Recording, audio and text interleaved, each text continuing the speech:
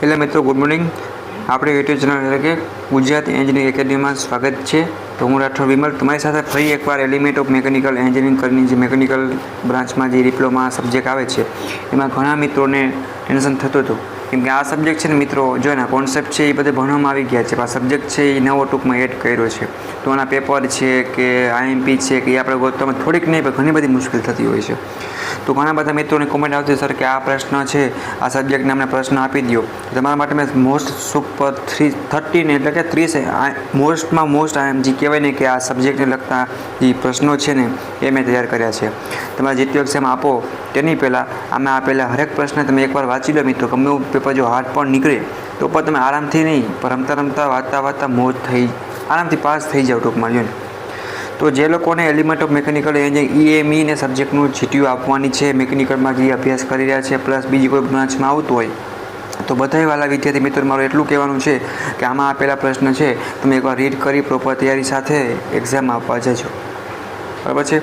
તમે આરામથી પાસ થઈ જશો. અને પહેલું સેમેસ્ટર છે તમારા સિનિયરને તમે જોશો, બરાબર, થર્ડ સેમમાં હોય, કોઈ ફિફ્થ સેમમાં હોય કે બેકલોગ કેટલી પરેશાન થતા હોય છે, ટેન્શન થતું હોય છે, એટલે આપણે શરૂઆતથી જ આપણે કહેવાય નહીં કે સારું એવું માર્ક્સ લાવશે. બેકલોગ કેટલી આપણે જોતા જ નથી, બરાબર છે, આરામથી પાસ થઈ જશે.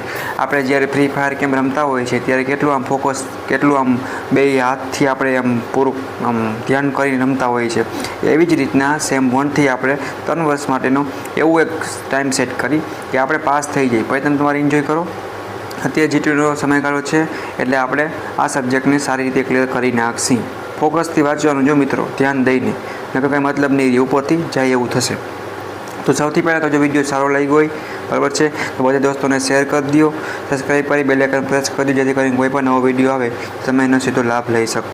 અને લિંક પણ તમને નીચે આપી દઈશ, તમે ફ્રી ઓફમાં ડાઉનલોડ પણ કરી શકશો, બરાબર છે. અને પ્લસ વોટ્સઅપ ગ્રુપમાં જે મિત્રોને જોઈન્ટ થવાનું બાકી હોય એમાં ઘણા બધા ઇમ્પોર્ટન્ટ વિડીયો છે, નોટિસ છે, ઘણું બધું નાખવામાં આવતું હોય છે, મોકલવામાં આવતું હોય, તો બધા મિત્રો જોઈન્ટ થઈ જાય. પ્લસ તમને કાંઈ ડાઉટ કેરી હોય તો મને ઇન્સ્ટાગ્રામ પ્લસ ટેલિગ્રામમાં પહોંચી શકશો, એની પણ લિંક તમને નીચે હું આપી દઈશ, ઓકે. તો કાંઈ પણ ના સમજાણું હોય અને ઘણા મિત્રો એવું પણ બનતું હોય છે સ્પીડમાં કે ઉતાવળમાં વખત થતું હોય, ઘણી વાર તમારી ભૂલ પણ થઈ જતી હોય, તો તમારે કહેવાનું, આપણે સાથે મળીને સોલ્યુશન કરશું, ઓકે.